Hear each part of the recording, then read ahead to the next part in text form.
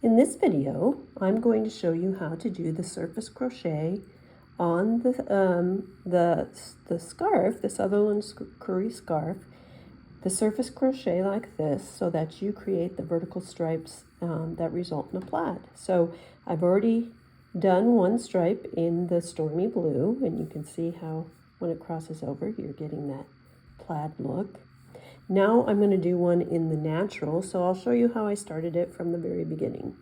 So it's this very first hole. So we have our cast on row, and then this very first hole or space between the bind off and in essence the first purl ladder. Okay, so when I turn that over, the best thing to see is that, of course, if you have a purl on the front, you have a knit stitch on the back, and it's in the very center of the knit stitch that we're going to make sure that we're poking through. So with my needle, my crochet hook, I'm going to come along, and I've identified this first hole and I've poked it through, but now I'm going to turn it over to be sure. Oh, look, I am outside of my stitch actually. So let me pull that back out, and then I can use kind of turn my fabric over. So there, now I'm sure I've gone through that first hole in the middle of the of that first purl stitch on the front, and I know it's right because I'm in the corresponding first knit stitch on the back. So it's really, really helpful while you do this to keep looking back and making sure, for example, that you're in the center of the row, so you have a beautiful, stitch going all the way up the center of the row and not stitches that sort of veer out of the row.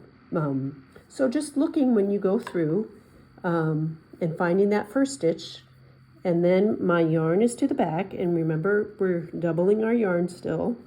So let me just find here. Okay, here's my yarn, and it's in the back. And then what I'm going to do is, of course, leave a tail and take the hook and grab this and then, whoops, I lost it. Okay, make sure I go through the hole. Okay, grab it and then just hold it and pull it through the hole like that. Okay, and if your needle comes out, just, make sure your loop is oriented like this, no twists or anything, and put your hook back through the loophole. Okay, there's the first one. Now remember, in the directions, I say skip a stitch, a hole, so there's a hole, and go to the next hole. So that's like, here's the ladder, hole in between the two ladders. So it's ladder, hole, ladder, and then I'm going through. And that means I've skipped the stitch. On the back, you can see that I skipped a knit stitch. So it came out there, there's a knit stitch, and I'm going into the next knit stitch and pulling that back through. So now I have 2 stitches on my hook. Now look, they're kind of loose. So I don't want them loose, but especially starting, they're going to be loose. So I'm going to find the tail, snug up my tail a little bit, not too tight, and snug up the working yarn a little bit. And then to create the actual stitch, it's pulling the first stitch through the second stitch on the hook. And again, this is kind of a loose, I'm going to take that out to show you. It's kind of loosey-goosey, our first little stitch here. So let me just come and gently tug again that working yarn, but also the, more importantly, the tail. And then I have that there. Now let me just do a couple more stitches, because that first one, and my fingers are in the way, is hard to see. But there it is. So let's try a couple more so you can see. Okay, so I'm here, ladder, space, ladder, then through the next space. So ladder, space, ladder, there's the space. look in the back to make sure. Yes, I'm right through the center. Don't want my tail. Grab my working yarn, pull through. Okay, there's my hole. I pull it through. Oops, I pull it through. Now they're both very loose, too loose. So I'm gonna pull the working yarn a little bit until, see how that gently snugs down? And that looks really nice. It's not too loose, it's not too tight. If you do it too tight, you're gonna have, your fabric's gonna get distorted. So you can, this is all really stretchy. When you do this, you're gonna feel that there's less give. But still there's give. So you don't, you can feel it.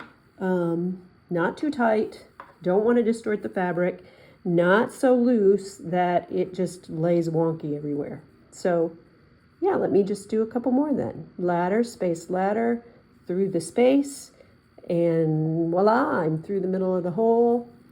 Grab my, grab my yarn, and lost it. Ladder, space, ladder, space. Oh, went through the wrong spot. Okay. Ladder, space, ladder, space. There we go. Through the middle of the stitch. Grabbing, holding that taut enough to grab that and bring that through. There we go. Then pull that first stitch through the second stitch on your hook, and voila, and we'll just give that just a gentle little tug. And now I'll just do a few more stitches where I'm looking at it and paying attention. Space or ladder, space, ladder, through, pull the yarn through,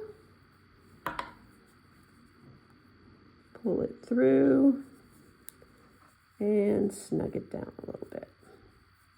You'll get a rhythm. Ladder, space, pull that through, pull that through. And then pretty soon you're not going to really have to tighten too much because you'll get your rhythm. Went right through, pulled that around, came, okay, these two are kind of loosey-goosey. That's all right. Going to pull it through, making sure I have both. And then I'm just gently pulling both of them down so they're laying there, laying neatly. A couple more, and yeah. Oops, lost it. Purl or ladder, purl, ladder, space. Pull this through. The same hole. There it is. There it is. There it is. That, my friends, is how you do the surface chain. And I just can't wait till this is all done and you can see all the beautiful stripes that happen. And then of course when you're all done, you'll take your tapestry needle and just weave in the ends here and trim them off. There you go.